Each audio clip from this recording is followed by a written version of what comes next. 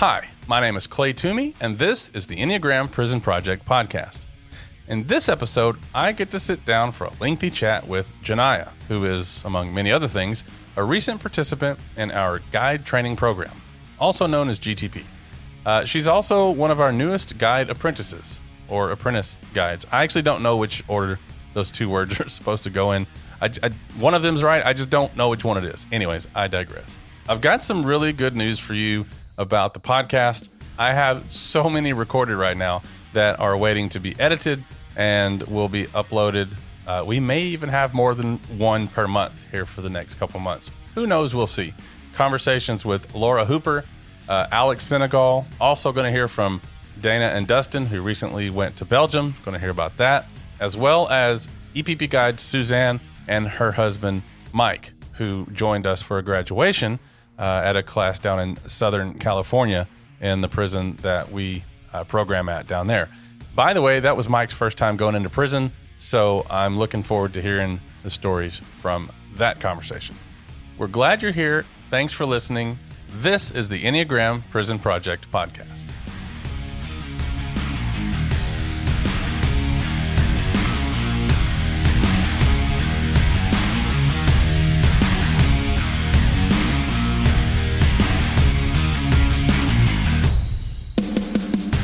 My name is Djinnaya. I work with type 4. I feel like I'll just lead with that. I didn't used to lead with that in my life. I was very resistant to having a type at all. But now, I don't know, I see the usefulness in exposing it early. I'm many things. At EPP, I've been a student, and I'm now moving into being an apprentice guide. I just finished the guide training program. I've been a builder, sort of what we call our volunteers.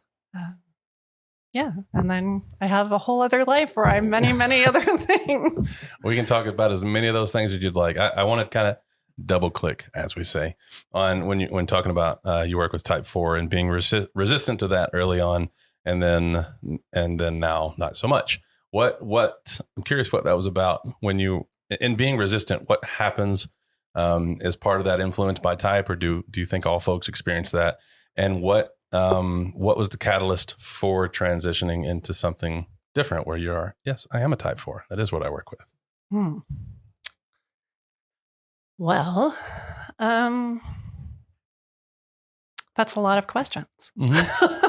I think the question about whether being resistant is about type, I think it's about people, and people are often filtered through their type, and that there are some types that are more like, please tell me what I am. Yeah. Please, God, tell me what I am so that I can be that thing and know what I need to be. And then there's some types that are like, yeah, no, you don't get to tell me who I am. Right. And I do think that the reactive types, like 4, 8, 6, that those tend to be in that space.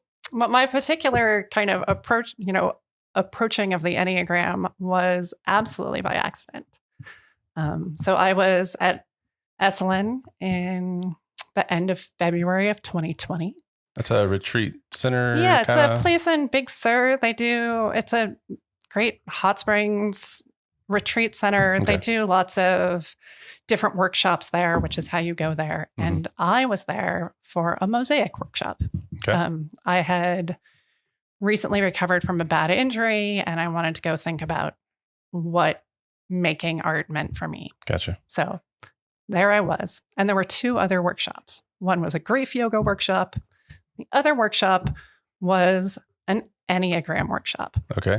What year are we talking? 2020. Here? Oh, okay. This is like the first EPP with Russ workshop. Gotcha. And it was right before the pandemic. And so we used to still be able to share rooms at Esalen. So you could get a bunk bed. Mm-hmm. So I had a bunk bed room, and in that room was Laura, who you've spoken to on the podcast. Yeah. And she and I were the first 2 people in the room claiming our bunk beds. And I said, what are you here for? And she said, oh, I'm here for the Enneagram workshop.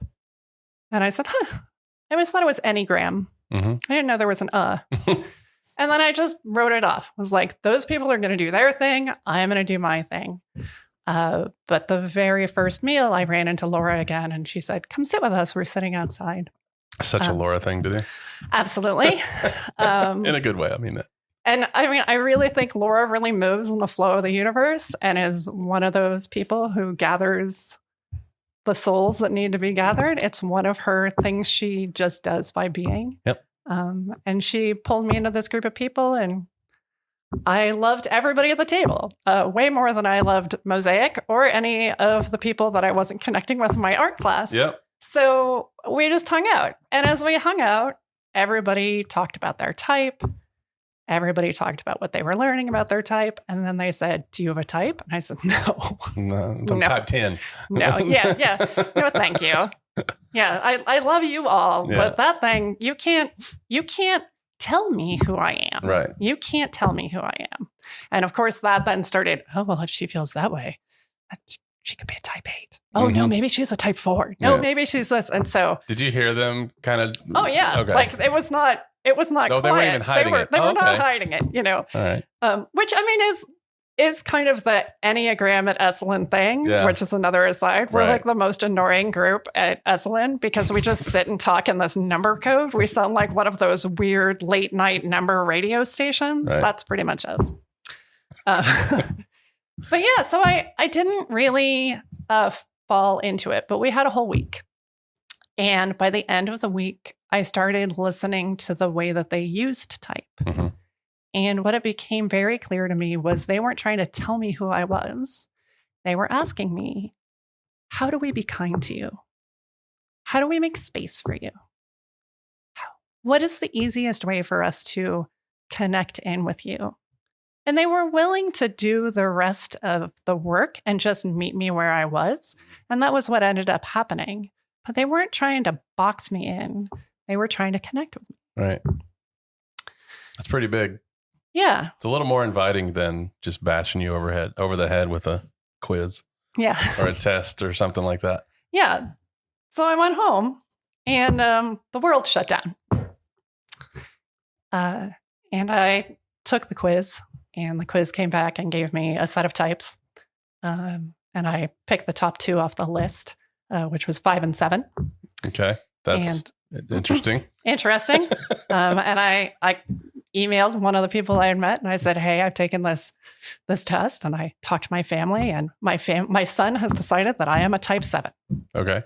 And she goes, "You are not a type 7."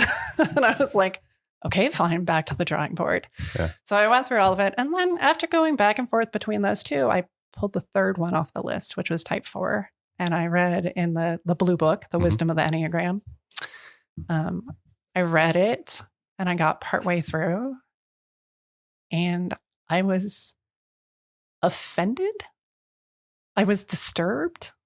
And it wasn't I was disturbed with what I was hearing. I was disturbed that somebody wrote these words, that somebody said them out loud, because they were so private and so shameful for me that to see them on a written page was upending. And I was all, oh, this is me. I've heard it said before, people describing their process and getting close to the way that you described it. But we were in prison, so the way that it came out there felt like somebody got a hold of my file. Is it anything like that? Where like people knew a little bit more about you than they were supposed to, or that you consented to them knowing, or anything like that? Yeah, I mean, it was. I think I have done a really good job, and I'm learning to do a less good job at putting everything together in a together looking package, and not being transparent about the parts that are rough. Mm-hmm. I can create a character that is like an emulation of the parts that are rough that I feel people can connect with, but I'm not usually forthcoming about the things that I struggle with, that I really struggle with. And so if you asked me what I struggle with, I could give you a whole list of things. Right. But these things I was reading, they were the things I really struggled with. Like they were really the work.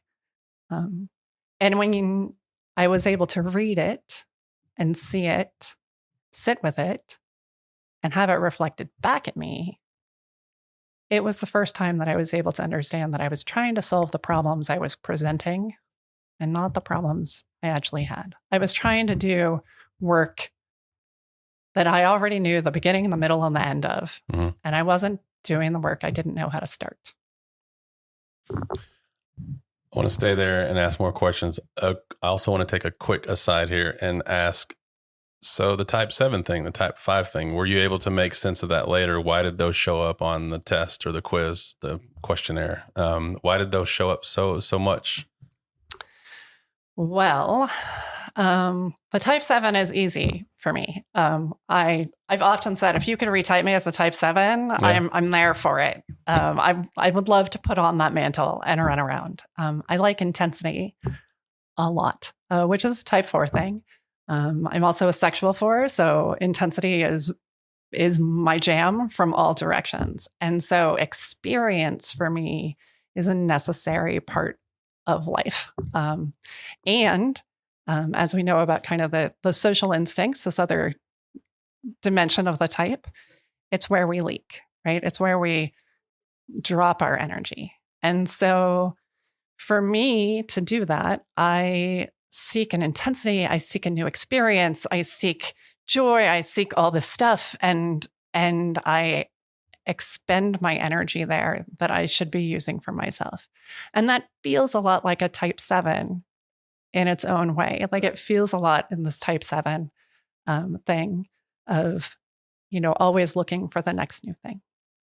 Also, the type 7 and the type 4 were all on this harmony triangle of the idealist. So it's type 4, type 7, and type 1.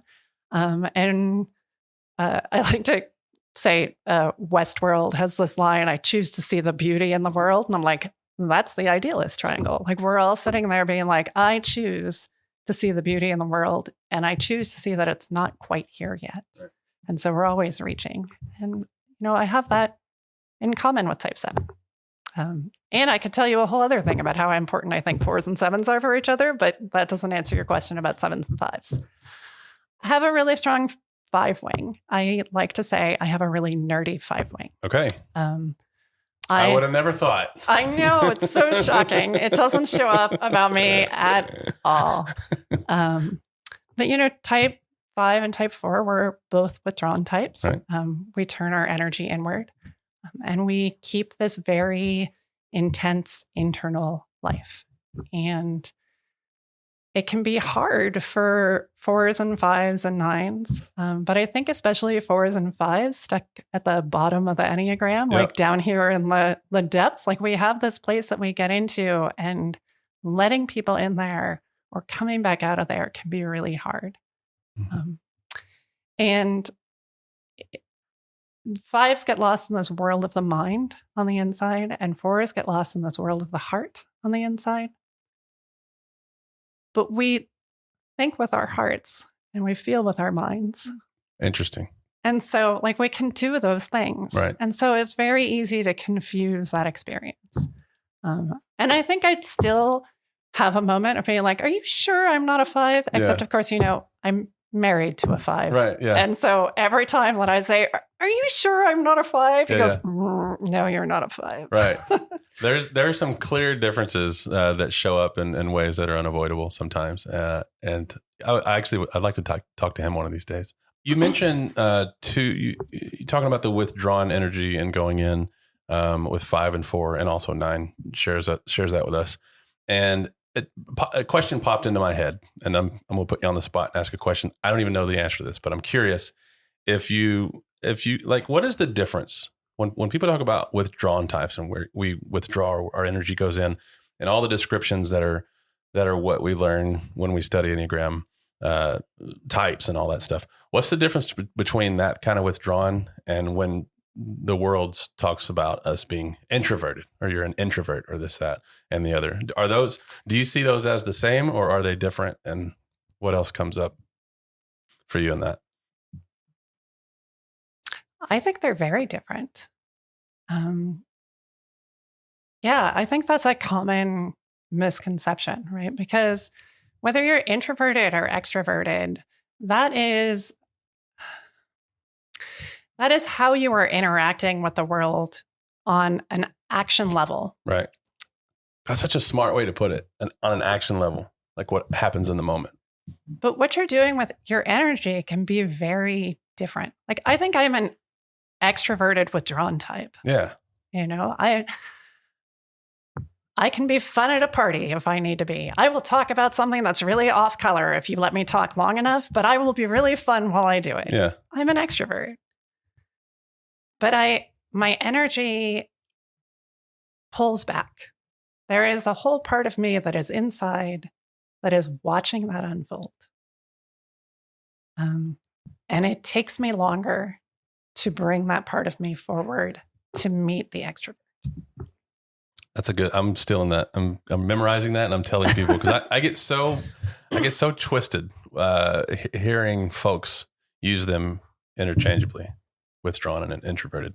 I don't think I'm an introvert. I certainly don't think I'm an extrovert, but it's the circumstances kind of change how I roll, or like the way that I heard is the action level is like, there's no constant thing. Like I'm a withdrawn type, but sometimes I get out there. Sometimes I get on stage. Sometimes I do a podcast. Yeah. Right. And sometimes I go hide in the closet and just do something else. And the whole idea of introverted and withdrawn being synonymous, it just drives me bonkers. Thanks for talking through that. You did it a lot better than I could have. I struggle with that. Okay. So going back to you've found your type, and I'm just going to say out loud that I'm a little blown away by how recently your journey started. I just assumed in all of our interactions on Zoom and different classes, this, that, and the other, I assumed that you had been around the work for several years and then recently came into the EPP space. I didn't realize that at the beginning of 2020, let me say that again. I didn't realize at the beginning of 2020, the Enneagram was not part of your life. And by the end of it, it was. Yeah. And I'm blown away for several reasons that we'll eventually get into, I'm sure. But that's wild to me. That's impressive. I feel you. I experience you as a longtime Enneagram studier. You have that kind of, you exude intelligence and wisdom in that.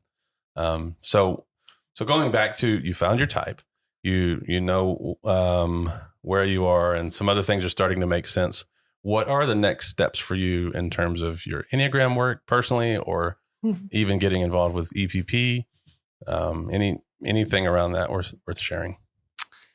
So one of the people that I met at Esalen, Meredith, sent me an email and said, "Hey, so EPP is doing this thing, and it's called 9 Prisons, 1 Key. It's kind of a trial. They're trying it out. They invited me to do it. I don't have time. I thought you might be interested." And I said, "Sure."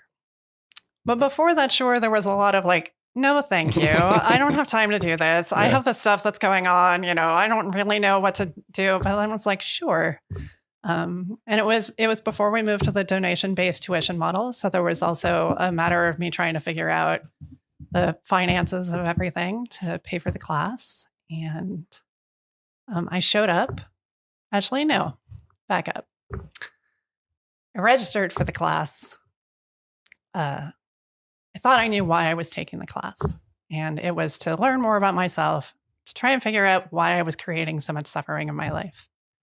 But about a week before I started the class, I had a huge falling out with my youngest child.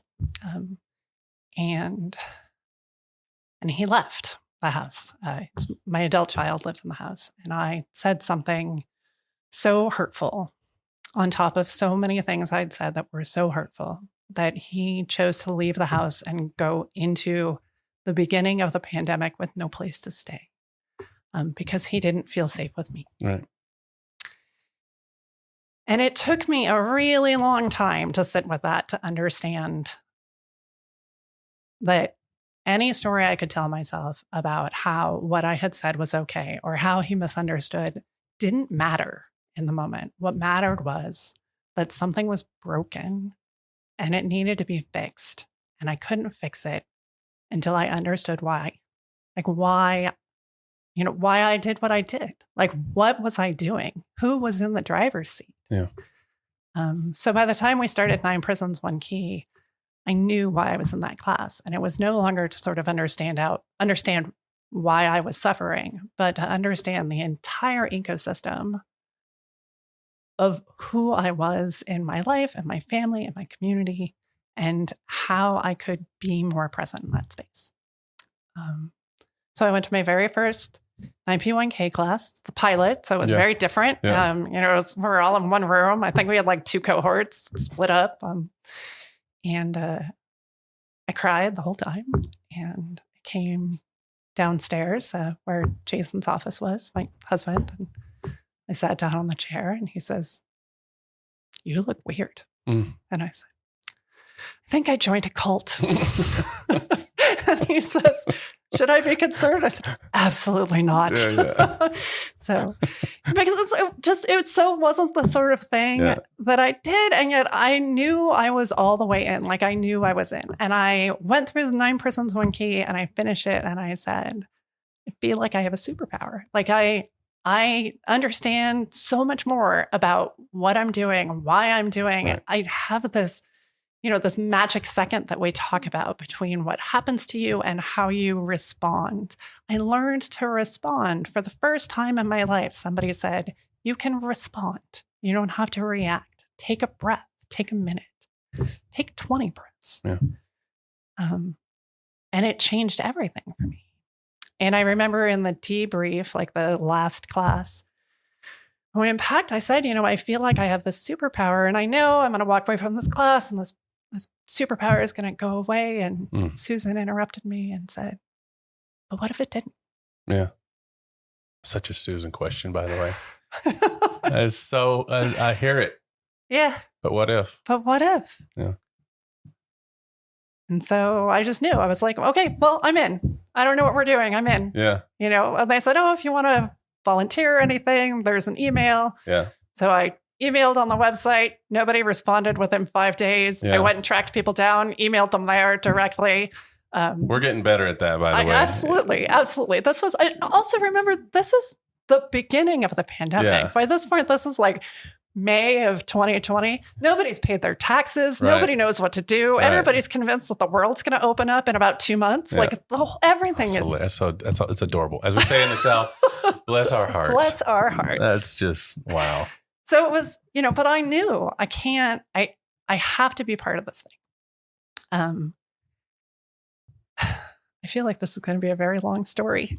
I'll tell you, I have 25 hours left. Sweet. On my desk here. All right. So, so there's this other piece of this that's an important part of this journey, which is I didn't walk away from EPP and say, okay, well, now I'm going to go take classes in the narrative tradition, or now I'm going to go take a workshop with Russ, or now I'm going to do this. I very clearly wanted to stay with EPP. And that goes back to me as a young, bright-eyed community college student majoring in psychology. And I was really interested in the time about why our prison system worked the way it was. Doesn't work the way it does. Right. Fails the way it does. Fails the way it does. Yeah. And what the history was behind that. And so I was really studying like the history behind that and trying to understand these things. And I was really involved in anti-death penalty work and activism. And one of the things that people ask you whenever you do work against the death penalty is, right. Well, what if somebody murdered one of your children? Right. Wouldn't you want this? Wouldn't this be what you want? And I said, no. Right. And you could That's tell. such a ridiculous argument, by the way. I'm just going to say that out loud. That is so fucking ridiculous. It is. To ask that question. Also, like, how would I even know what I was going to feel? Exactly. Like, so fuck that. Fuck that question. Yeah, right? Stop asking that question, people. Still have the conversation, but that question, okay, I think I've said enough. Okay. So I would say no. And you could see that the other person was like, yeah, whatever. Right. But one time I said no, and somebody said, well, what would you want? Right. A much better question, I think. And I thought about it. And I thought about it because I can't just give a quick response to anything. I should stop thumping on the table. It's up to you. I mean, it adds to the texture of what people experience while they're, listening. But and I said, I would want them to understand. Right. I don't want to look in the eyes of somebody and see them die. I want to look in the eyes of someone and see that they understand what the effect of their actions was. I want to see that they understand why they did what they did. I want to see that whatever made them do that is something that they've healed from and that they've healed from what they've done, because that would be part of my healing. Yeah. And I really wanted to do that work when I was young and bright-eyed. I really wanted to go and do that work. But you know what? It's hard. It's hard to get into the system. California had, at the time, this is in the 90s, had this very clear punishment-based penal system in the adult code. Right. And then in the juvenile code, you had a lot of programming and things like that. But we also decided in the 90s that we were no longer going to try juveniles as juveniles. Yeah. Which is bizarre. And I got frustrated and I gave up. Yeah. Quite honestly. And I went on with my life. And when I heard Susan talk about the work that she was doing, and when I heard her talk about her first time in Texas and sort of the way that she just kept trying to do this thing, there was a feeling inside, a very complex feeling inside of me, one of which is shame of like, what the hell, Djinnaya? You couldn't just go and do the thing. And, honestly, no, I could not have. But also this gratitude that somebody else was doing this thing I had imagined. And so when I signed up to be what we now call a builder, it was because I wanted to figure out, how do I support the people that are doing that work? Because I want that work to happen. You have skills too. Like you do I have things. Some skills. like tech, like beyond like normal skills, like tech skills, and you have things to bring to the table. Yeah. And I have continued to show up for EPP when I can and be like, this is my basket of tools. Yeah. What do you need? You want to talk product strategy? I'm here. Yeah. Like you want to talk websites? I'm here. So yeah, that's kind of where I thought that story was going to end. Thanks for sharing all that. And there's a lot more to cover too. Eventually, so after 9P1K, so for the curious who might not know, who are listening, 9P1K is our, I don't know if it's going to be available. I don't know where it's going to be in the future, but where it has been recently, last couple of years. It's kind of our entry level program. It's where it's 9 prisons, 1 key, talk through the types. And I won't call it basic, but I will call it fundamental. Is that fair? Elementary. Yeah. And then after that is another class called Path to Freedom. And they have to be taken in that order. You can't take Path to Freedom first and then 9P1K. It's just not how it works. Yeah. So you eventually took Path to Freedom. I did. And then after that, we'll get to that later. What was Path to Freedom like for you? I took Path to Freedom twice. Okay. The first time, it was a lot of things. 9 prisons, 1 key is very, it's the fundamentals. This is what a type 1 is. This is your types. Yeah. This is how it works. These are the lines in between. 4 goes to 1, 4 goes to 2. This goes here, And when you get into Path to Freedom, all of a sudden you're talking about the triads and you're talking about trauma and you're talking about all this stuff that I didn't want to talk about. Right. Quite honestly. It leaves Enneagram type descriptions and it goes to what happened in Djinnaya's life. Yeah. Not super fun for some people. Yeah, not at all. And so I started with my resistance pretty much right off the bat. And by the time that we got to the point where normally if I were on the inside, they would have me write a bio. Mm-hmm. For Path to Freedom, we write a timeline. And I sat and stared at that piece of paper for so long. And I came into my pod group, which blessedly, it was full of wonderful humans because we all went around and shared. Shout out to wonderful humans. Yes. shared how our experience was going with the homework of the week. And everybody said, oh, this is my process and this is my process. And got to me and I held up that piece of paper and I said, fuck this shit. I'm out. I don't want to talk about this. I don't want to talk about my childhood trauma. I've been to therapy. I don't want to talk about it. I'm not that person anymore. And it was so hard for me. And Cynthia Rhea, who's a fantastic guide, really kind of talked me down off the wall. So was she the pod guide in your group? No, she was in my Path to Freedom group. Oh, okay. Yeah. Oh, so okay. This is but we didn't have pod guides. We were just left in the wilds on our own. So she helped talk me down, and I managed to get 5 things on my timeline. It was really hard. I bet.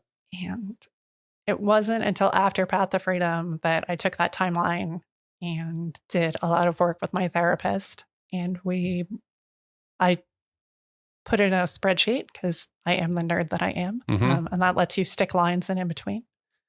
I started unlocking a lot of the kind of fugue state stuff, a lot of things I don't remember and don't talk about very well. And eventually it was 178 lines now. Wow. And then I knew I was ready to do it all again. What's that feeling? Because I know I have an idea of pushing through things and feeling I know what I felt like in those moments. But if I dig my heels, like you said, fuck this shit, I'm out. That's the story of my life for the first 30 years of my life, and then still some since then. I'm so familiar with the fuck this shit, I'm out, and that is it's my happy place sometimes. And unfortunately for me, I think a lot of times when I really get there, it's a permanent thing. When I'm out, I'm super out, and there's no coming back. That hasn't always been true. There are times when it hasn't been true, but for the most part, it's what's comfortable for me. So I'm curious for you, what's it like when you're at a point down the line where the thing that you said no, and then that turned into, okay, I'm here. What is it? What's that experience like? I mean, in terms of really anything. I mean, is there a sense of pride, I got over that, or is it a sense of relief that, okay, I don't have to fight that or whatever anymore? Is any of that experience ringing true for you, or not so much? Well, I mean, I can only talk about my experience. I think everybody's experience on this one is different. Mm-hmm. For me, it's an unfolding. We talk a lot about just sitting with the discomfort. And I don't feel any pride at having gotten there. Right. I don't feel relief at having gotten there. I just got there. I just sat with the discomfort long enough that I was there. And there's a cost to that resistance. When that resistance comes up for me, I'm protecting myself. I was protecting myself from grief I didn't know how to process. I was protecting myself from grief that I felt was going to make me unlovable. And that's a reasonable thing for me to do. But there's a cost to that, which is that grief is still there. Right. And it's still controlling me. And for me, the cost was of not doing that was too high. And I knew it, I had to have that time. I had to have that reaction in the moment. I had to vent the thing. But when it was done, when my reactivity was done, I knew the cost of not sitting with this discomfort is too high. So Path to Freedom round 2. Path to Freedom round 2. Was different. How much time had passed, by the way? I don't know. I'm trying to remember. A year, maybe 9 months, a year, something like that? I think it was probably about 9 months. This whole last few years, it's hard to do the timeline. Right. I should have looked at it before. To me, on a calendar, from like the beginning of 2020 until the end of 2022 is basically 1 year. So I think that I did Path to Freedom really early in the creation of Path to Freedom. Yeah. So I have a feeling it was either the end of 2020 or the beginning of 2021. Okay. And I did Path to Freedom Part 2 in 2022. Okay. I know that. I think I know that. For the listener who can't see what I just saw, a question mark just popped up right in front of me. Like literally. Yeah, literally, yeah. That was the punctuated face of maybe. So yeah, but I mean, a lot of things happened in that period of time. I continued doing my work. I continued studying on my own. I kept a really steady presence practice. I went back to Esalen and did the part 2 of the workshop that everybody had been there. Oh, you were one of the EPP weirdos. I was one of the EPP weirdos. Okay. So I had graduated to being an EPP weirdo instead of just an EPP groupie. That's funny. And so at that retreat, that was the first time that we talked about guiding, which of course is a later topic, but yeah. Laura and Rick brought it up while we were talking. Do you think there's a lot of type 7 in this? You talking about Laura's type 7, Meredith type 7, Rick now type 7. Oh no, different Meredith. Oh, okay. Yeah, Meredith type 4. And when I went through Path to Freedom, it felt like everybody there was on the guide track in a way that I hadn't realized I was on. Yeah. Everybody all of a sudden was a professional life coach or a therapist or this, and I was just doing my work and being a part of this thing. I don't think I'd realized I was on a track. Right. So I said, not yet. And part of that was that when I got to the end of Path to Freedom, that seemed the direction that everyone was going. Yeah. And I knew that if I went to that next direction, it would be because I wanted to be that thing. Mm-hmm. And that was not the right place to be. That was not why I should become a guide. Not because I want to be somebody else. Hello, phone. But instead because I had something to offer. Wasn't there? I don't know. I hope nobody's in jail. I can't hear what they're saying, where the call's coming from, but it's fine. It'll be done soon. There we go. All right. Speaking of imperfection. Yes. Okay, where was I? Oh, so I was like, my wanting to be whatever I've imagined as a guide is not a good reason for me to be a guide. Yeah. And I said, I really phoned it in on this whole timeline thing, y'all. I got to go back and do it again. So I went back and did it again, and I was a different person approaching it. For me, growth is a spiral. So you come back to the same place, but you're a different person when you get there. And it was good. The material landed differently. I was at a very different place in my life. And at the end of Path to Freedom that time, I was ready.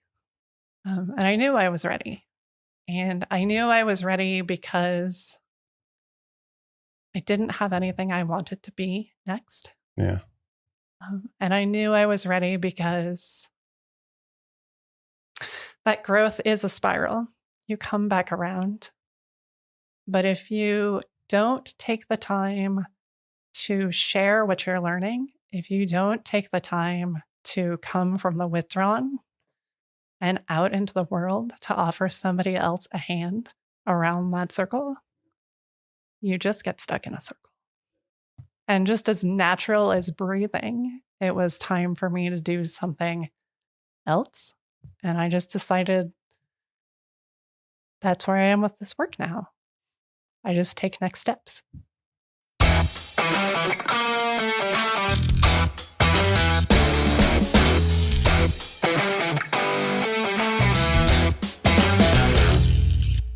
Hey, y'all, it's Clay, and we will get back to the conversation here in just a few minutes. But first, I wanted to pause and share a few words of appreciation for EPP Program Manager Riley Brown.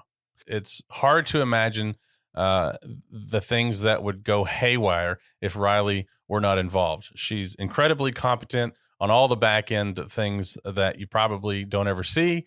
if you've taken any of our online programming or really anything. I mean, there's a chance that you've crossed paths, whether you realized it or not, with Riley.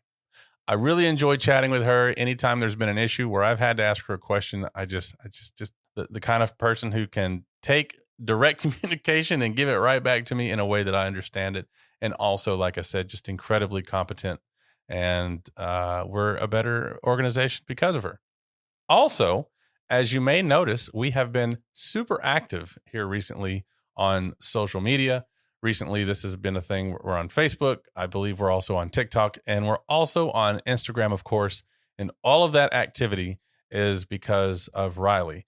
Yes, there's a few people doing a few things, but Riley is carrying the bulk of that. And it's just really nice to have a person like that, again, who is so competent and so willing to do the work without really getting a whole lot of public praise for that.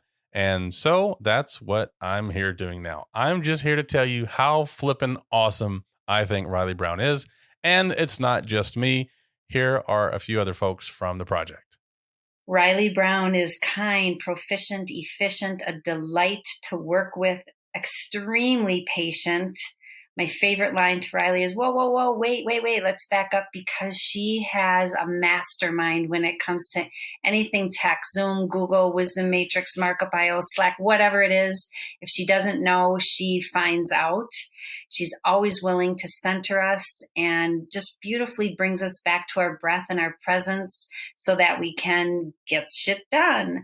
She is just stellar and has a cute cat that walks across her keyboard. Thank you, Riley, for just being you. We appreciate you so much at EPP. You are a gem. Riley is such a support. She's incredibly conscientious, whether you're someone inside of EPP or someone reaching out just for some questions on, potentially being part of the project. She is just exceptional. She can drop into a meeting, invite us all into presence, and then quickly move into all the details for things that really need to happen to make programs work. She has such huge capacity to hold all the different pieces and how they relate to one another. I am so grateful she's here, and I love that she shares her heart with the project in the ways that she does. Thanks for being you, Riley. I appreciate Riley so much. She is able to hold the big picture and hold and include everyone in it and keep us going, keep us on task in a cheerful, open, kind way. And she is able to get right down into the details and perfectly happy spending all day doing our repetitive tasks if it's meaningful and contributing to the whole. She is transparent. She is courageous. She is she's curious. She is willing to jump into nearly anything that is significant and meaningful and give it a try. And I'm so glad that I have met Riley and that EPP has found her and that she has found us. Oh my goodness, Riley Brown. I have had such a great pleasure working with Riley this last year. And unfortunately, a lot of times that means throwing her last second requests, which she always handles with grace and with competence and the seemingly magical ability to get everything done, even under very tight deadlines. I've also really enjoyed working with Riley in meetings where there may be some kind of, crisis might be a large word, but some kind of mini issue that we really need to deal with. And she brings such a calming, grounding presence and a really focused project management approach where she just says, okay, well, what are our goals here? What do we need to tackle first? And it's really systematized and professional and competent. And I totally look to Riley for those things. And I just absolutely love working with her and think she's such a valuable resource here around EPP. I would almost tell everybody anytime you have something you need help with, ask Riley, but I don't want her to be totally flooded with more requests.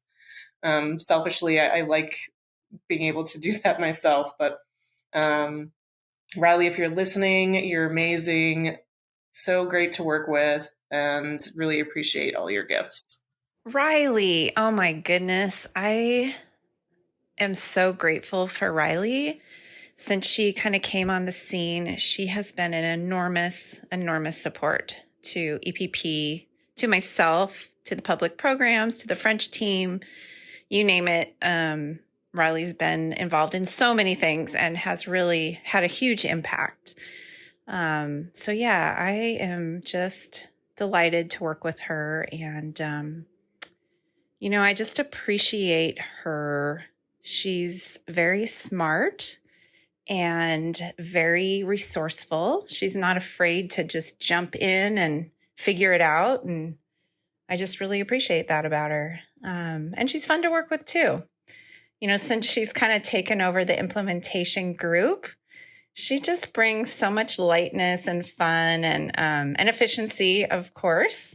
But yeah, it's just been really fun having her there and being a part of that and taking the lead.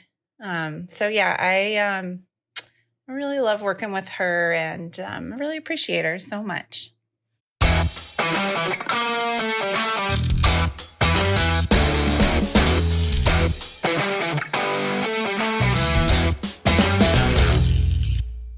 So part of something you said a minute ago that I'd like to know more about, because you're talking about you had your own, you didn't have aspirations of guiding or anything. You were doing your work, you were doing your studying and all this stuff on your own. And a lot of folks who listen are EPP peeps. Like they're folks who are familiar and they know what goes down in this, that, and the other. There are folks who listen to the podcast who they listen from the safety of their home so that they can learn a little bit more about the Enneagram and not so much. I mean, there's obviously something to learn about EPP too, but this is what I've come to learn is that this is a lot of people's first step. So I think for that person, it's likely that they may be hearing you talk about your own process, your own studying, your own, like the things that you were doing aside from class and maybe are asking themselves like, how do I do that? Or maybe would want to ask you, what could I do? So I guess the question is all that to say, what kind of things, what would you say to someone who is on their journey trying to find answers? They're curious, they're open, but they also don't want to go do a whole ass class. And they want to know where can I find answers from the safety of my house, from my computer or my phone or whatever, without the risk of getting hurt by being on panel and all the other big stuff that comes with getting out there in the world. So what would you say to those folks?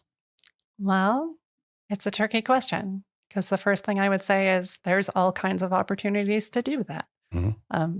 The Wisdom of the Enneagram is an incredible book. You can read it. You can watch videos to go with it. The back of that book has lots of exercises you can do. Read it and weep. Yeah. I mean, you can cry, you can go to therapy and like, you can find a therapist who's into the Enneagram and do that there. But yeah, there's a lot of exercises in that book. You can, there's so many classes online where you don't have to show your face.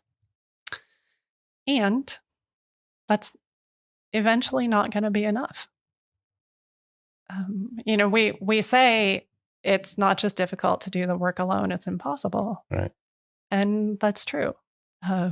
So when I talk about that spiral of growth, right, you can do that studying by yourself, but soon you're just walking in a circle. And then at that point, you have to find other people to walk that circle with you, to reflect back, to let the understanding not just be about your understanding, but their understanding. And then you move up that circle a little bit further. You move up the spiral. Well, I like that visual of walking that, the visual of walking that circle. And at some point you're going to have to find somebody to walk the circle with you, or maybe even hop in their circle. Yeah. At some point. Yeah. I like that. Thanks. It's an odd question. I admit it's one that had like, there's no magic answer for some random folk just listening to the podcast. Yeah. So thanks for going there. So GTP, the next step along the way here. The next step. Yeah. And if I can only, I've been through all of our programming. I've gone through it from a different angle because I'm usually an ambassador in the room. Mm-hmm. So I'm very familiar with the curriculum, with the process, all that stuff, but I'm also not a participant. So I've gone through it. I've only seen it from my side. That's true with why I've gone through 9P1K. And I've gone through Path to Freedom enough to get it a little bit, but with the guide training program, I have no experience other than my own. So I want to know everything about the guide training program, what it's like to go through as a participant. Talked on the previous episode with pod guides who've also done both because they've gone through GTP, obviously, because now they're guides. And then now they've gone through as a pod guide. So I'm just curious in general what it's like, even the application process. I actually don't know like how everything quite works and how are you chosen? Is it a lottery? Is it just showing that you are the one that they want? And then what is the class like? Okay. Small question, I know. Small question. Just a tiny little one that I can wrap up real fast. Yeah. Okay, great. Cool. So the application process is pretty extensive. You have to answer a lot of questions about where you are in your process, where you are in your growth, where you think you're going to be, what sort of support you have, what sort of ability you're going to have to give back on the other side of this.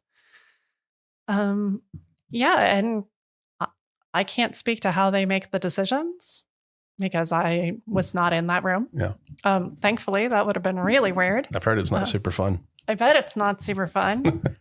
I realized after I sent my application that if it had been an admissions letter, it would have been, "Dear Admissions Board, yeah, here are some reasons why you should probably not accept me. Perhaps you should tell me not right now. Yeah. Thank you very much for your consideration. Love, Djinnaya." That was pretty much it. Yeah. I knew it was not a great time for me to do it. I was going through some really major life transitions. In July, my children both moved out, and we moved out of the home we've lived in for, 18 years. So, wow. So I was going through a lot of changes and thought that's a terrible time for me to take on this big process. Yeah. And then I got accepted. And I said, I guess, shit. I guess this is what we're doing now.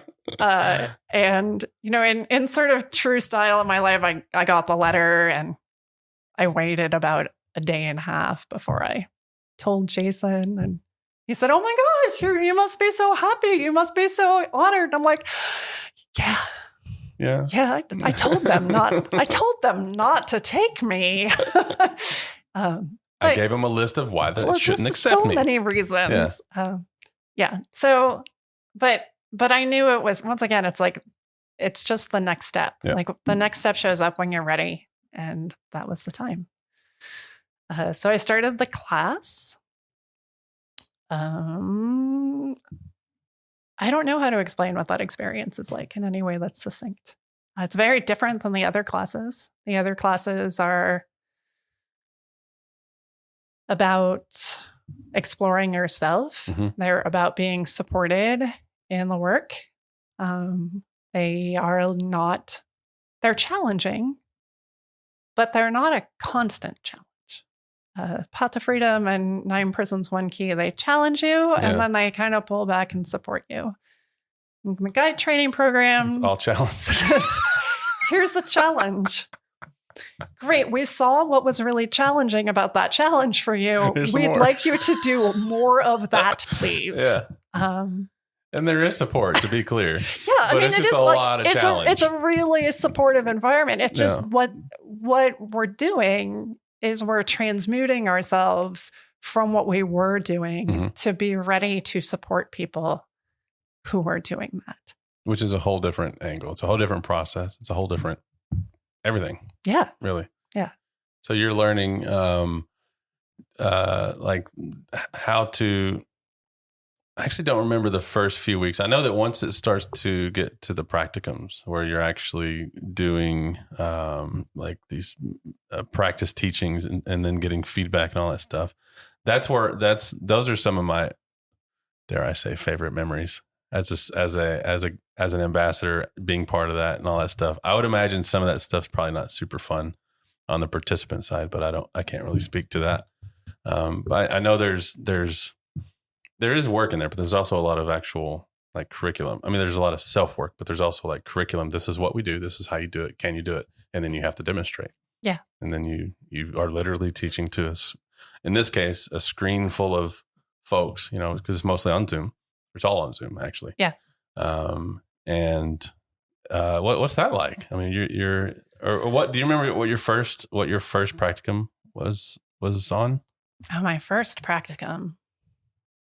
I think the first practicum we did, they changed it partway through, and I know you decided not to talk to somebody who went through the program right after the program, but I got to tell you, a lot has happened in the in-between time. Yeah. So I don't know how accurately all of this is, but I think that the first thing that we had to do that was practicum, that we were given a pass redo, was the tour around the Enneagram. And like everything that we have to do in the practicum is really condensed. They time condense You it. get 10 minutes to do a 15-minute lesson. You get 10 minutes to do a 15-minute lesson. Yeah. And I remember getting ready for it and seeing how fast I could talk. Yeah. Like an auctioneer. Yeah, pretty much. And just walking around on the house trying to get it in the time, you know, walking up and down the hallway saying it. That's such a smart way to practice. 11 minutes and 20 seconds. Yeah, 10 minutes and 45 seconds, you know, trying to get it down into this way. And I practiced so much that I lost my voice. And I thought I wasn't physically okay. Lost my voice. Fun. And I thought I was not going to be able to speak for the practicum the next day. And I sat down and said, this is ridiculous. What am I doing to myself? It doesn't matter. Like, I have to know this work, but I don't have to be perfect at this right now. And so I came in to do the thing. And I think I said, you know what? The shortest time I've managed to get this down to is 10 minutes and 35 seconds. We'll see how it goes. Stop me if you need to. Yeah. And I just went. And once I went, and once I'd let go of that idea that I had to hit some ideal, it was beautiful. You know, it wasn't the best tour around the Enneagram that has ever been done, but the experience of feeling what I knew inside of me come outside of me and be heard was so right. There was just something about it that felt so right. Yeah. Do you remember any of the feedback you got from that? And to explain the process, while you think about it, to the folks who don't know, the way that it works is you have, we'll say 6 people in a breakout room. And you have the participants, say there's 3 participants, and then there's a pod guide, and then typically an ambassador, maybe a witness or something like that. So there's 5 or 6 folks. You do a trip around the Enneagram, and then you answer the question afterwards. How do you feel you did? What's something, you know, how do you feel? What did you do well? What's something you would do differently? And that's kind of what I call the feedback sandwich of how we roll. And then the pod guide will say, this is something that I thought you did well. And here's something that I think you could improve for next time. And it's always something for each. It's never like, well, it was all good. No recommendations, because that's not good feedback. Right. And it's also never, hey, the whole thing sucked and you didn't do anything good. Like that's also not okay. And typically the pod guide, and then if there's an ambassador, and then it's opened up often to the other folks who are in the room, if there's still time left. Do you remember any of those early feedback sessions? I do, but they all kind of blend together. I remember each time that I was asked to say how I did, having to stop myself and not start with what I did wrong. Mm-hmm. To actually say, you know, the question is, how was that for you? Yes. The question is not, how did you do? The question is not, what did you fuck up? The question is not, what did you miss? The question was, how was that for you? And so learning to answer that question, to start with presence, to check in and say, how was that for me? Was a great learning process of itself. Then I remember that the feedback was really helpful because it let me know that my instincts were right. Yeah. Because when I would lose presence, when I would gloss over something, when I would get distracted, somebody always noticed and always called it out. And it was always that thing. It wasn't the mistakes that I thought I'd made. It wasn't the failure to hit some imaginary mark that got noticed, because those imaginary marks aren't things other people have in their mind. Yeah. It was my presence. And so that became the work. That's the beauty of that kind of feedback, is the work became, how do I stay here? How do I be real with you? How do I let you be real with me? And how do I just trust that that is enough? And if it's not enough, well, we're going to wrap back around this again. Someone else has my back. Someone else will say it better. Someone else will hit the mark I didn't hit. You're saying a lot of what it takes to be a guide. And I was going to say to be a good guide, but I'm dropping the good, because it's not a bad guide. You're either guiding or you're not. Mm-hmm. And I think you're hitting on all the things that, as someone who's been incarcerated, I know you can bring all the information you want. And if you're not here, I'm not listening. If you think you're just going to dump a library into my head, I don't take that somewhere else. I think that's a common, it's a common thought that folks on the inside have is I can read a book. Information is not my, I can go find information, but can you be here? Can you show up? Can you be real? Can you be who you are? And then in some way help me find how to be who I am.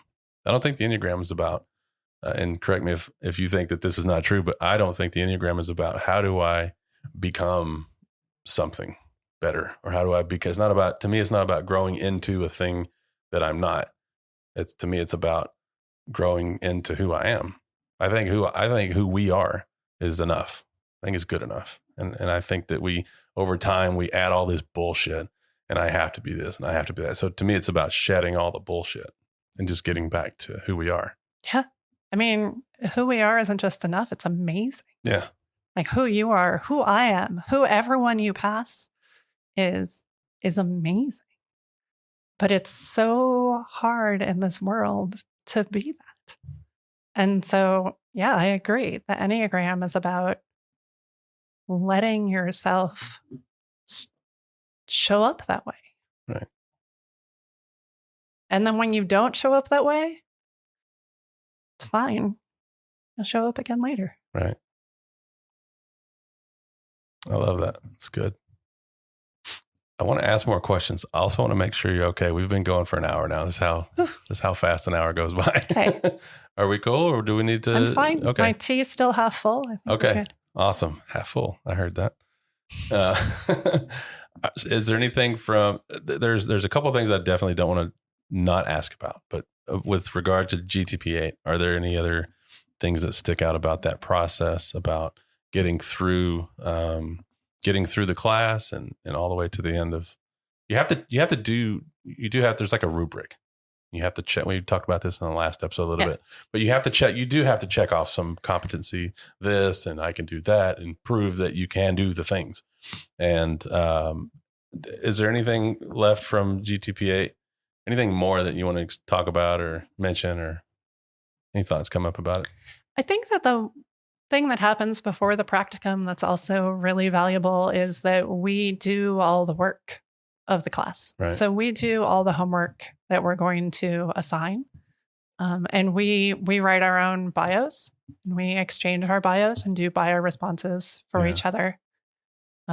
This is something that they do in class on the inside. The bio process is a big part of EPP curriculum.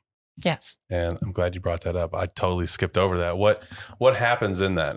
Is it different than the timeline from Path to Freedom? Is it the same thing with a different flavor? What is the bio process? Well, for me, it's different. For other people, it might be exactly the same. But for me, it was taking that timeline and turning it into a coherent narrative. And that, for me, and this is partially type, is really difficult. Because when I turn things into a narrative, it's really easy for me to turn them into a story. Right. So, and And I get caught up in this egoic, no one can possibly understand me. So I need to give you 40 pages of information about my entire life so you can understand me, which is also not what that's about. Yeah. So for me, there was it was another level of the internal work that I'd started in these 2 runs through Path to Freedom. How do I write this? How do I put it in someone else's hands? And how do I do something that we don't do in Path to Freedom, but that we ask everybody to do on the inside, which is hand it over and wait for a response. Yeah. And that is a very different process.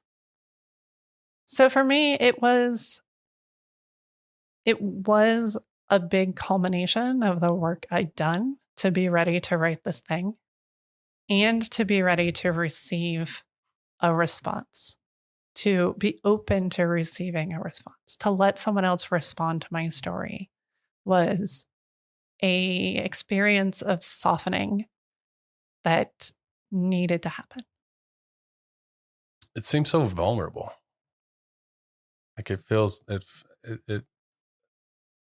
uncomfortable, I think is probably how I would describe that process. Is that accurate for you?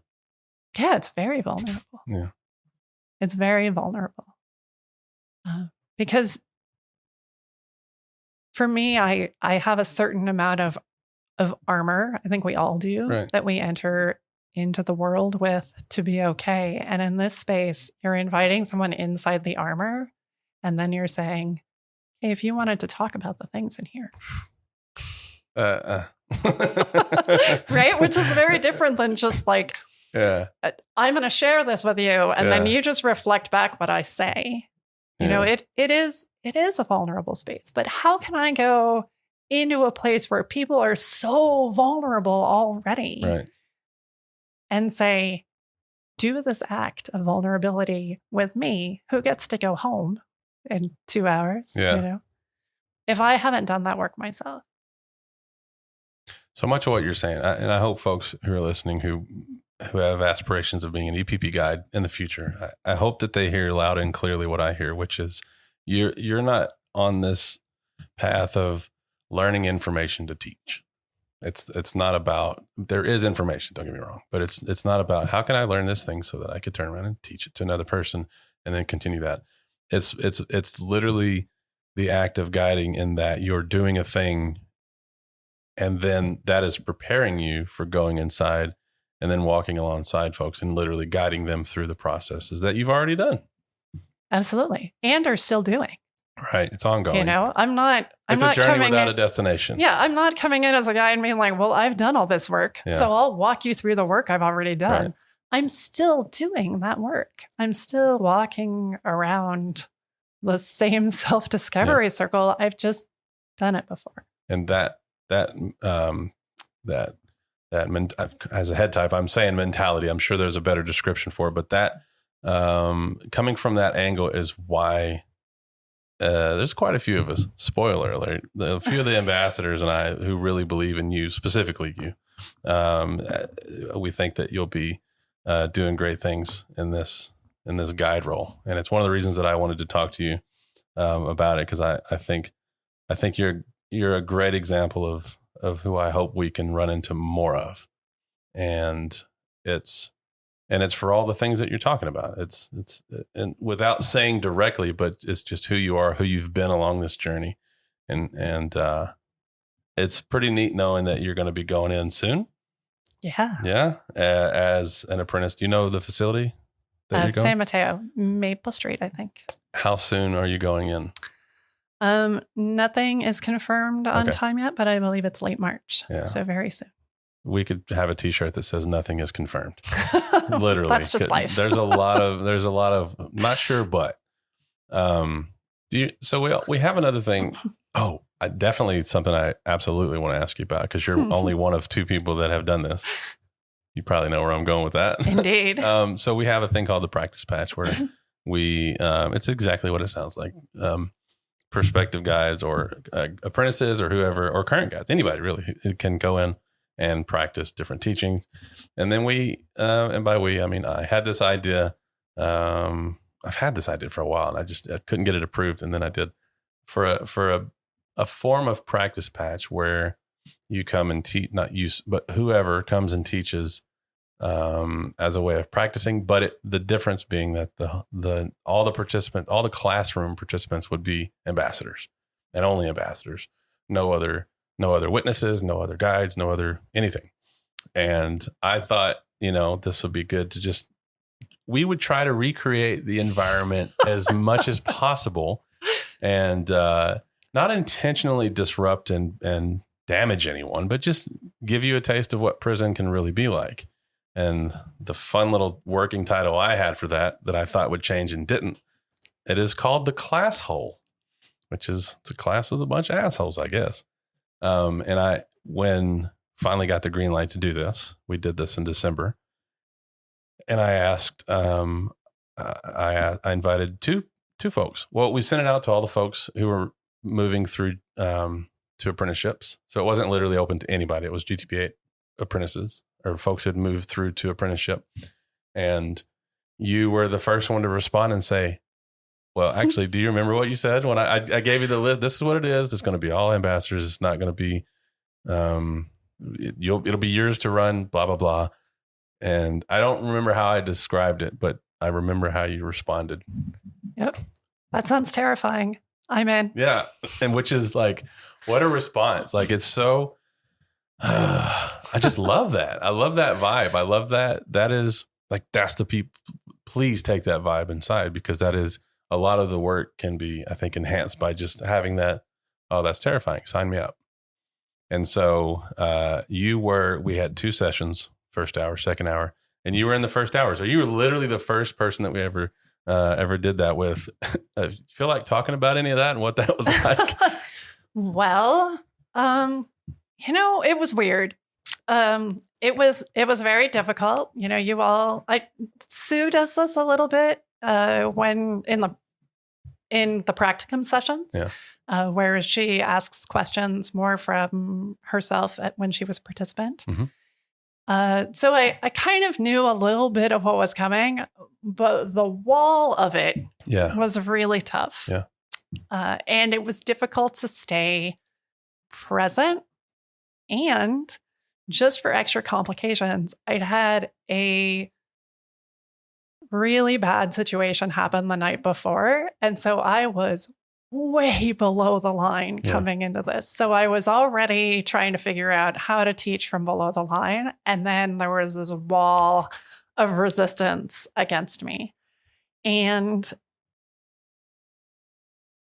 I intentionally chose something that I think thought I could finish. Yeah. You got to choose the topic. Yes, I got to pick the topic. So I chose Origins of Personality. And I figured that had space for lots of back and forth.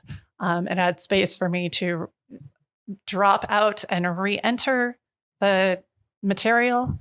And it went okay. Mm-hmm. It was not the best guide work I've ever done. And at the end of it all, when I was unpacking it, I thought it was challenging, but I don't know that it replicated what you were trying to replicate for a number of reasons. And one of them is when I landed in that room and looked at who was in the Zoom windows, these are people I adore. Yeah.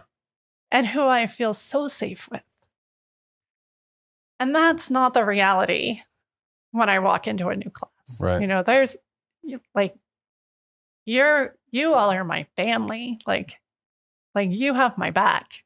And if it had been too much, if I had broken down into tears, I'd been like, okay, wait, I can't. You all would have had my back. Yep. So it was a very safe environment to try that out. But it wasn't the environment because like everything at EPP, it was so full of love and so full of support. But I was able to see what got me. What got under my skin, the moments where the reactivity happened first. Did that happen? Oh, yeah. Well, I knew.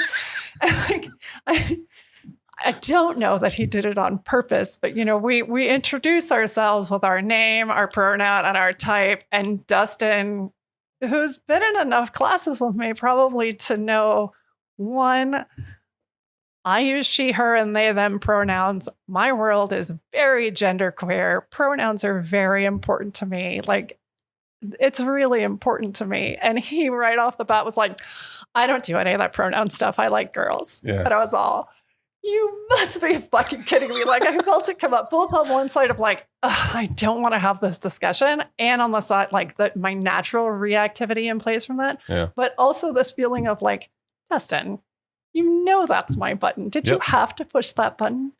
So that came up, and then that was a good thing. You know, like that has always been something that I've realized I need to work with going into guiding. Like you'll run into that for sure. I will absolutely run into that, and I will go ahead. You know, I will run into people who are incredibly homophobic or who are incredibly racist, and I have to make space. Like I still have to have, you know, unconditional positive regard means unconditional positive regard. Exactly. And that is an internal process that not everybody can take on, you know? And I wasn't even sure I could take on. And so it has been a process. And that is an area I know I have to work. I can't speak for Dustin. So I don't know if it was intentional to push that button. I do know that is, I mean, I saw that in San Diego 2 weeks ago, where, you know, as part of introducing how we introduce ourselves, you know, we do talk about pronouns, and it's not so much a requirement of you will say you have to pick something and say it. It's not so much that we're providing a safe space for folks to identify themselves. Yeah. And fine, if you don't like it, then skip it. Right. But you're not going to shit on other people. Right. Right. And so I think it's a fun.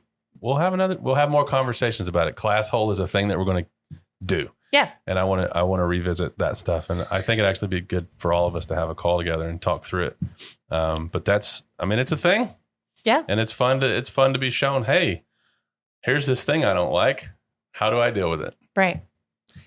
And going through that, you know, getting feedback at the end, once again, you know, this is how we work.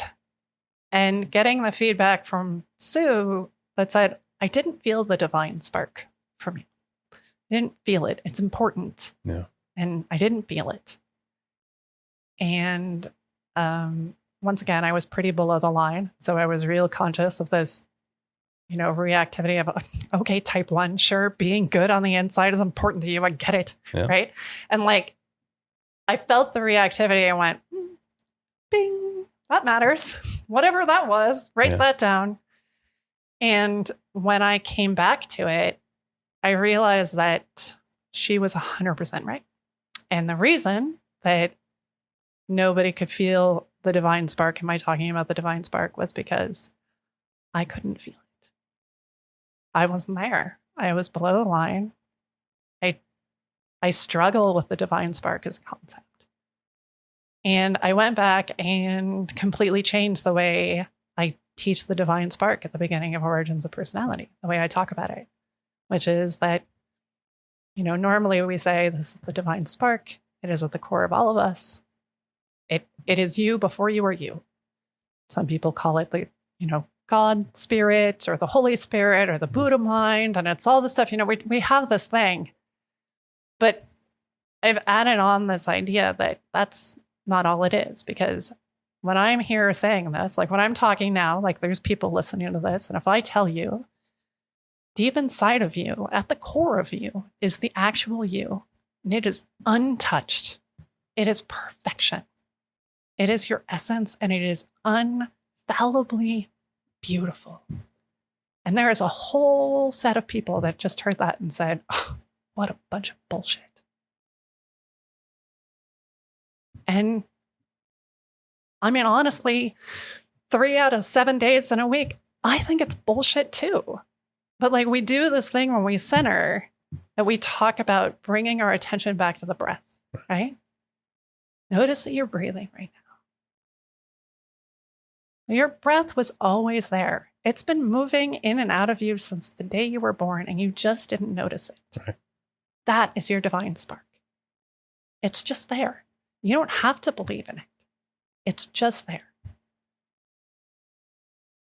That's so good. Are you down to do the class whole again and say all that? Sure. Sounds terrifying. I'm in. It is. It's so good. I mean, I don't have a follow up to that. I just want to appreciate that you were willing to go through all that and get to that. I think it's amazing. I think it's good shit, as I say, very informally. Thanks. And there are, like you said, there are people who hear that and go, yeah, I don't know about all that. And hopefully they can just hit rewind, go listen to it a few more times. Yeah. And if not, we'll all wrap back around. We'll catch you next time around. Yeah. A couple more things I want to talk to you about. And one of those is San Quentin, where you recently went in to experience graduation for a class there. And as I understand, was your first time going in. Is that true? Yeah, it was. I've been to different facilities in the Bay Area before, but usually at picnic tables, visiting people who are on the inside. Visitor spaces, so to speak. Visitor spaces. So kind of a little different. The cleaned up outer. Yeah. But you haven't been inside. Hadn't been in. What was that like? You're not the first person to ask me that today. Right. And the answer is, it was fine. The laundry is singing again.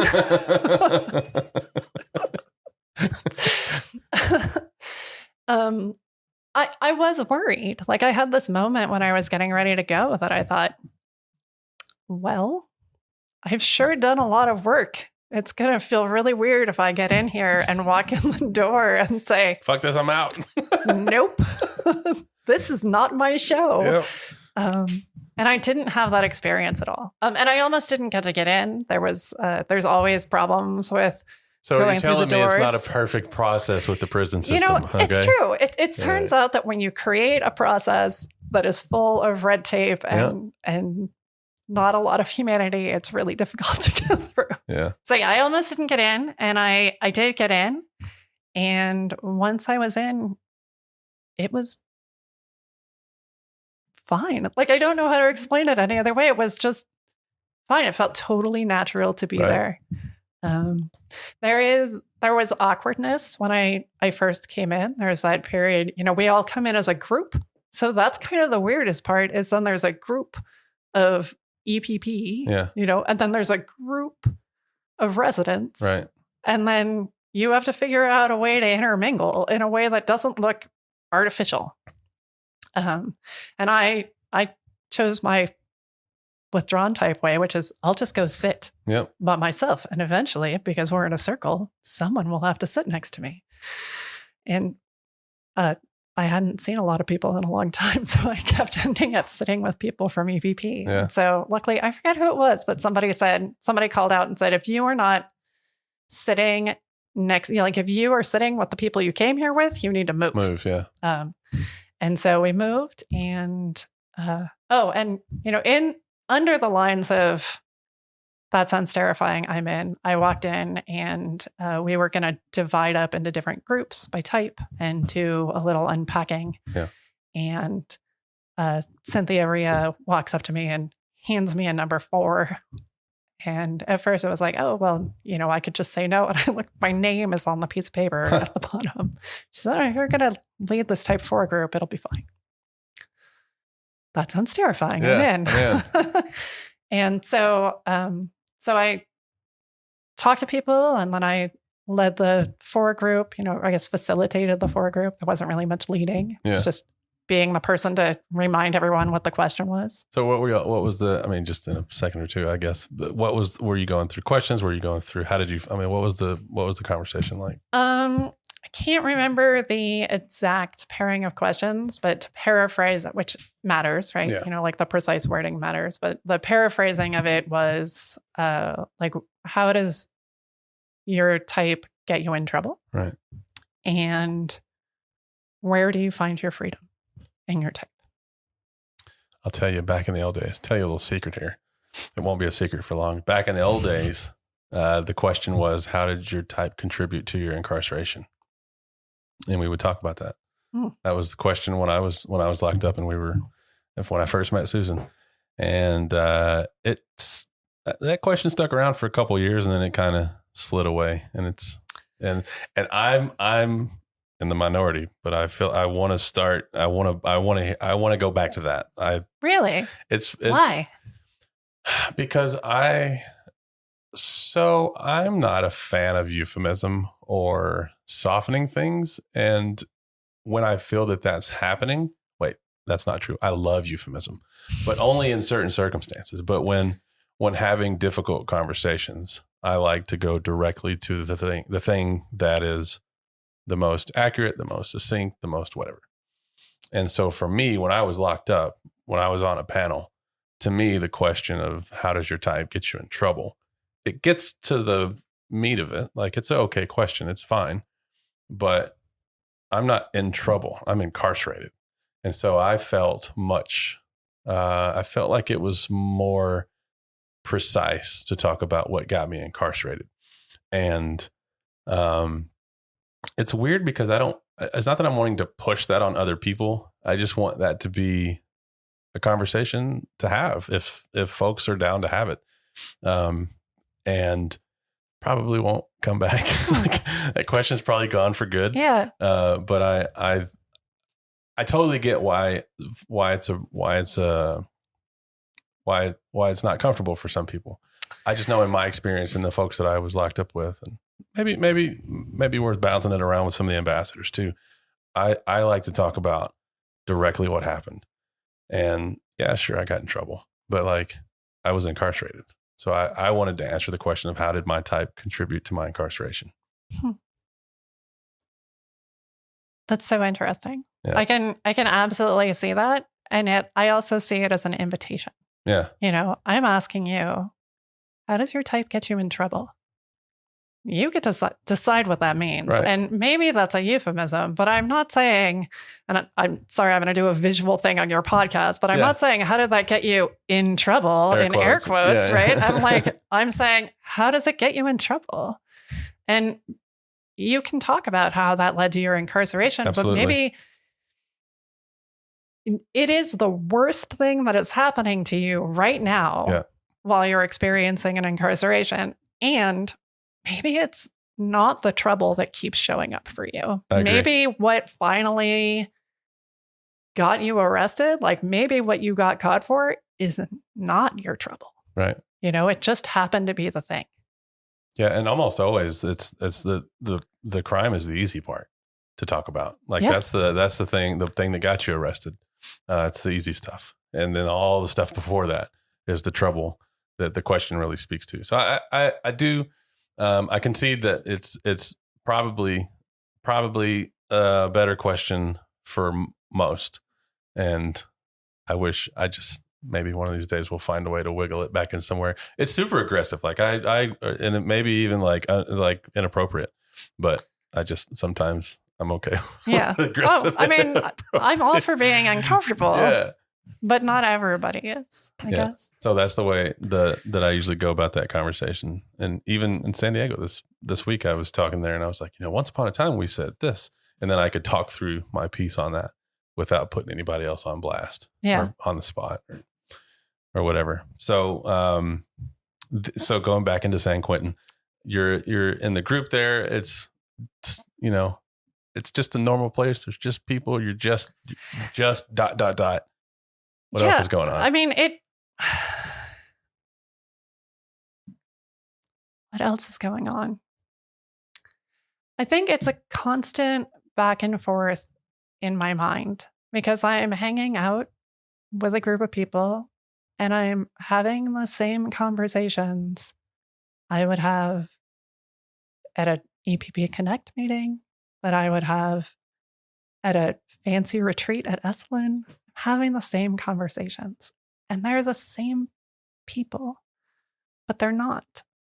They're in a very different position. Right. And so it's this constant back and forth in my head between, like, am I making space for where you are? And am I understanding that who you are is not any different than these other places that I am? Like, we are still just people talking it through, trying to figure out how to make it through today to the next day. So that's the constant back and forth.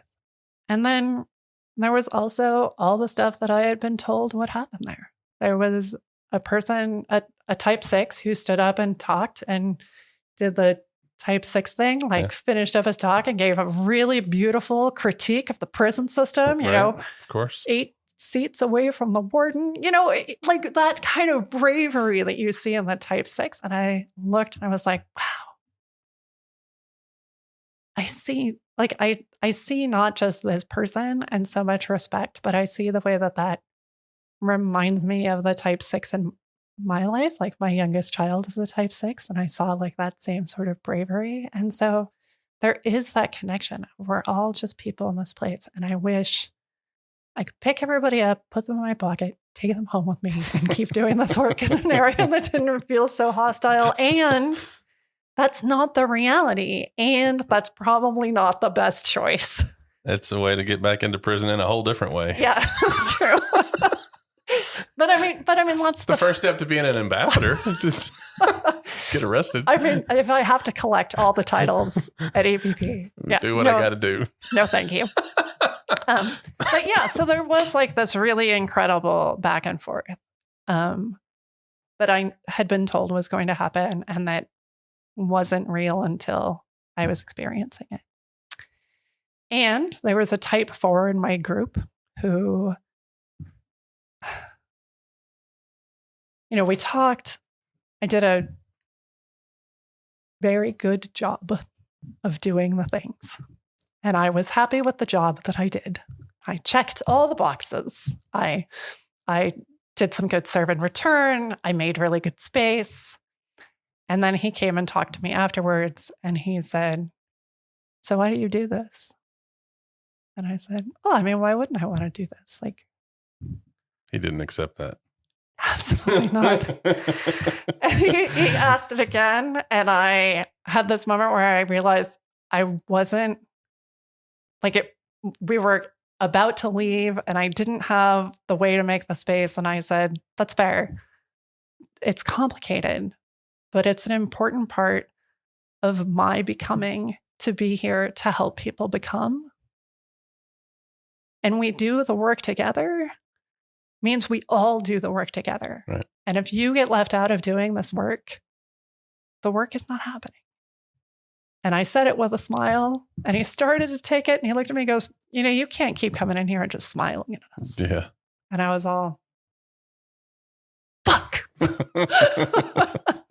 And I walked out, and the time was over, and as you know, you very quickly move out of that space. Yep. And move into the parking lot. And it's a beautiful day.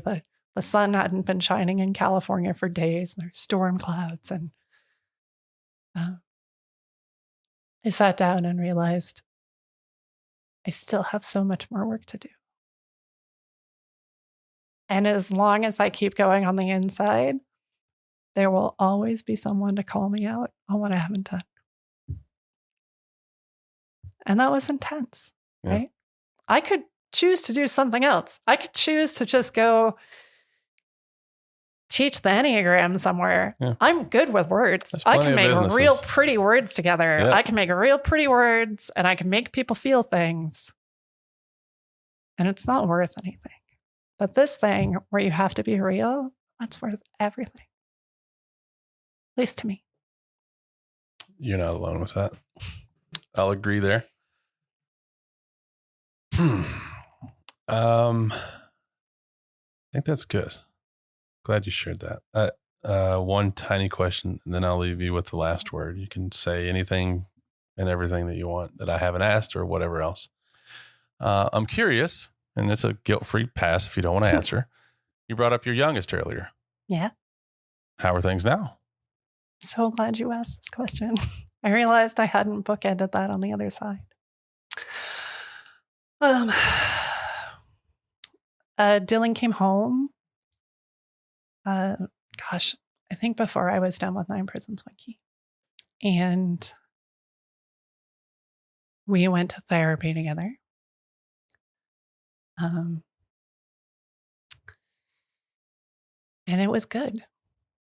And I don't think it was good because the therapist we saw was great. I don't think is good.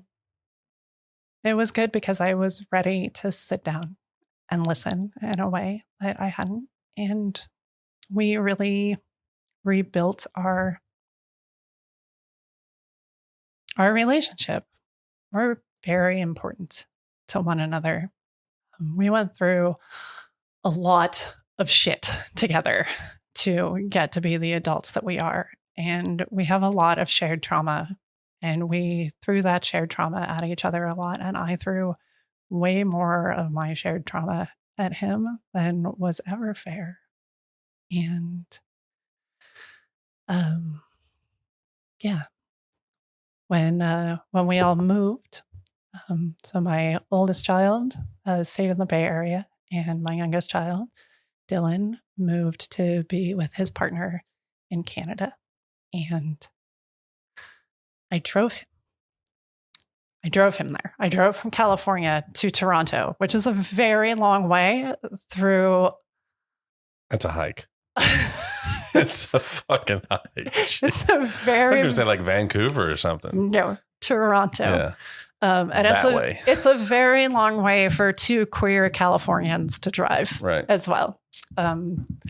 So we made this trip together, and we had all of the conversations that we still needed to have. Like, we didn't talk about stuff about us. We talked about who we were. I talked about growing up. He asked me kind of like what my first interaction with the police was, like sort of on topic. And I told him about that. And we talked about politics and our dreams. And we got all the way to Toronto, and I helped him move his stuff, and everything had gone wrong all the way. And his partner's parents wanted to meet me, and he said, "Oh, please don't come meet my mom. She's a husk of a human being right now." And then we had dinner in his new apartment, and he walked me to my car, and he hugged me goodbye. And he said, "Thank you for getting me here. And not just driving me here, but getting me here." And I said, "Thank you for letting me be your mom. And letting me keep trying again and again and again." And that's what, I mean, I have 2 kids, and that's what I always want them to hear me say is, "Thank you for letting me try again and again." And we hugged each other, and I got in the car and I drove away. And I spent the night crying in a hotel. And then I drove the rental car back to Detroit. I turned it in, and I texted him, and I said, of all those miles, the 14-hour drive through Wyoming, the time when Waze routed us through South Dakota for some godforsaken reason, all of those drives, the hardest miles I drove were the miles away from you. And he said, "I love you." And that's where we are. It's a good place to be. It's a good place to be. Thanks for going there. It's always risky because sometimes that ain't the answer. It's true. Sometimes it's, hadn't heard from him since. So good on you. Well, and good on him. I mean, it really is.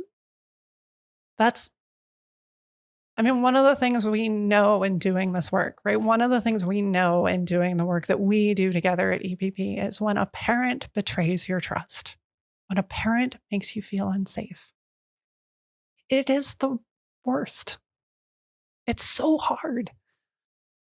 And I still struggle with letting my parents have a space in the areas that they made me feel unsafe. Yeah. And the fact that my children, both with great bravery, are willing to open their arms to me and say, "Let's try again." That's them. That's good on them.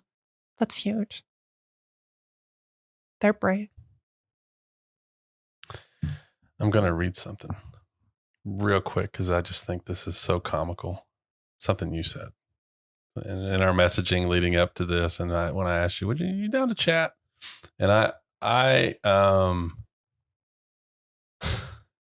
So I'll paraphrase what I said is, hey, I'm going to be in California this and such time. Are you down to chat? Thoughts? Whatever. And it was a long yes, and followed with, and if something useful comes out of that, you're welcome to it. And I've learned to not respond to that kind of stuff because first of all, I just don't anymore because I just have I feel like I understand who has something to offer. And I didn't know enough about you to know that any of this would come up. Except for maybe some of the EPP related details and stuff like that. I really believed that you had a lot to share and something very useful would come from this. And I think folks will agree that that was true. So I appreciate you for being willing to sit down and share yourself. The final question is an easier one. It's probably the easiest. Anything that I left out, any questions I didn't answer, anything that you want to mention or leave the listeners with. I always give the last word to the guest. I'll literally turn off my mic and not say anything else before that. I want to let you know that we're not supposed to play favorites, right? We're not supposed to say who we think is the best this or the whatever that. But a lot of folks believe in you to a degree that it's a lot. And I'm really happy to know that you're going to be going in and doing this work alongside folks on the inside.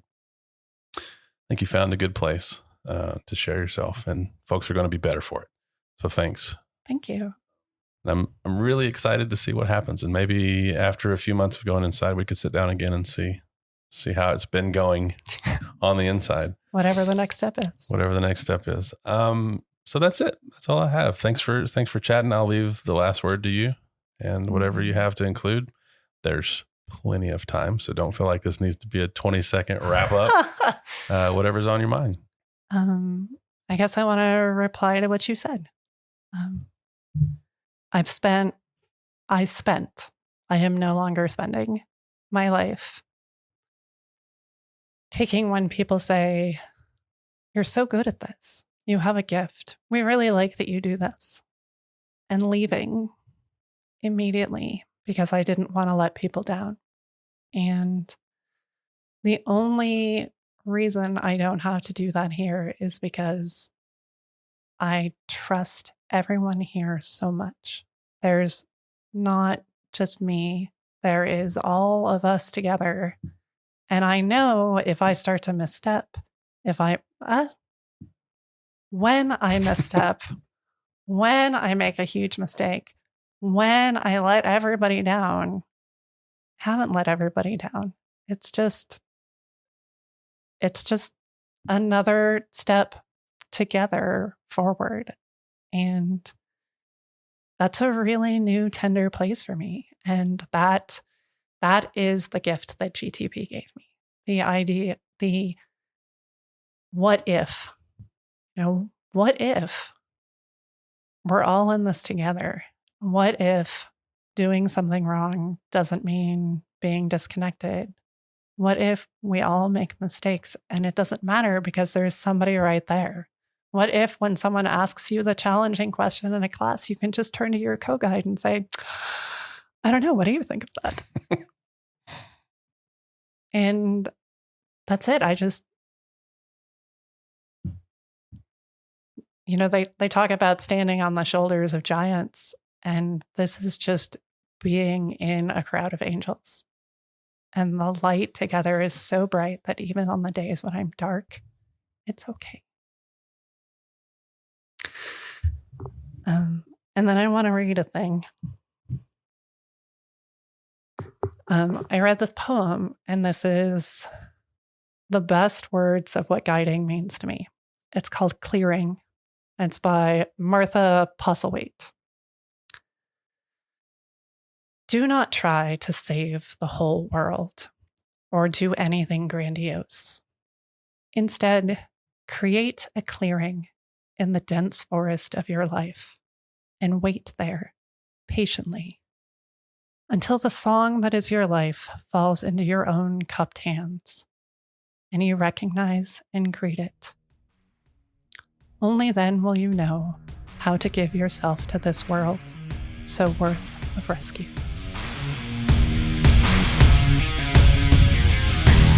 For more information about EPP, please visit EnneagramPrisonProject.org.